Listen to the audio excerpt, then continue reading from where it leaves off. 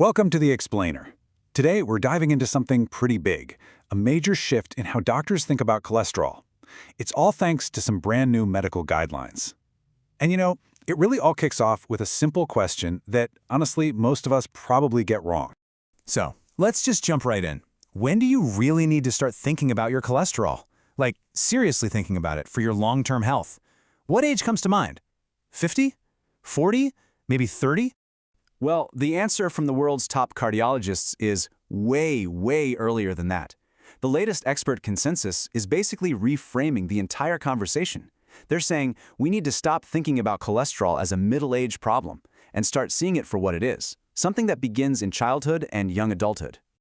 Okay, so to really get why this is such a radical shift, we first have to tackle a huge, long-standing myth about how heart disease even happens in the first place.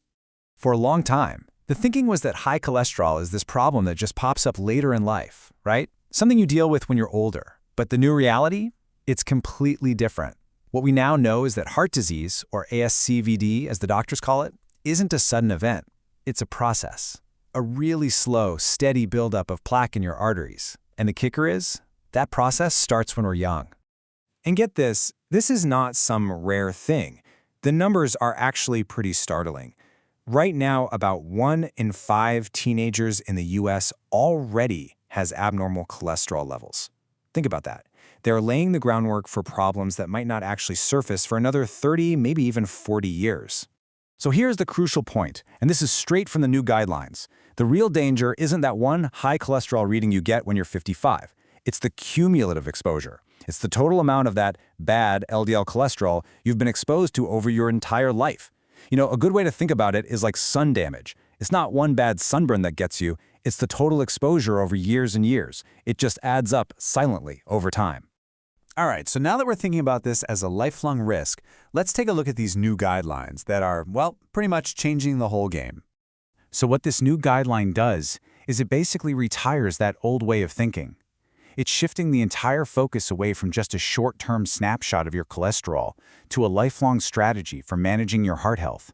And here we see their new approach in action, and it's actually pretty brilliant. They call it the CPR framework. It's simple. First, you calculate the risk with new, much more accurate equations. Next, you personalize it by factoring in other health details. And finally, you can reclassify that risk based on more testing. What you end up with is a treatment plan that's way more tailored to you as an individual.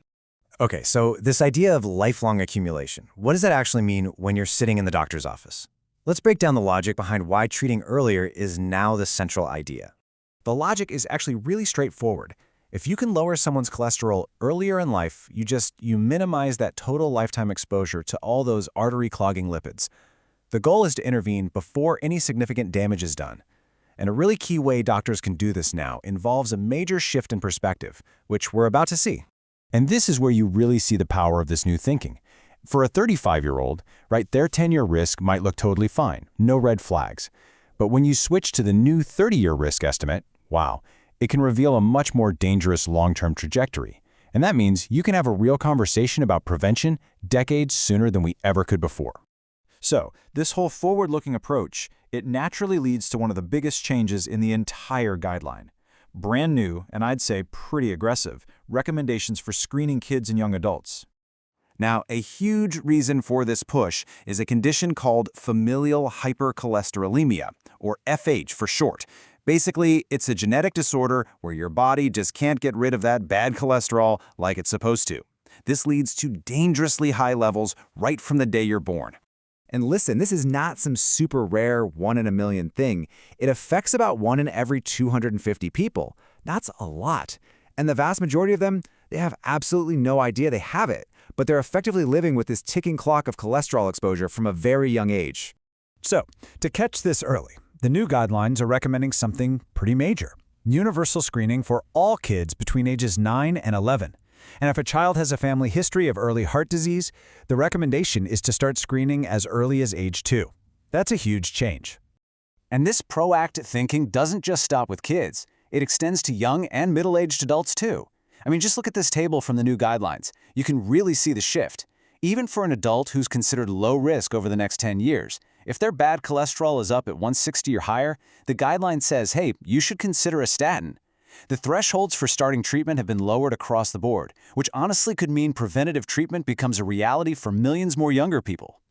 So let's be clear about something. The crucial point here isn't to scare people or create anxiety. It's the opposite. It's about empowerment. It's about giving you the information you need when you need it so you can make choices that will protect your health for your entire life. It really all comes back to this one fundamental idea from the guidelines. What happens in your 20s and 30s directly and powerfully impacts your heart health in your 50s, 60s, and beyond. This isn't just a theory anymore. It's now a core principle of how we think about preventing heart disease. So what's the big takeaway from all this? It's really a change in mindset. We have to stop thinking of cholesterol as just a number you check every 5 years once you hit 40. Instead, we need to see it as a key part of our lifelong health journey, one that starts way earlier and deserves our attention all along the way. You know, this shift from late-stage treatment to true lifelong prevention, it's a massive step forward. And it leaves all of us with a really powerful question to think about. Knowing that the clock on this starts ticking so much earlier than we thought, how does that change the way you view your own health journey?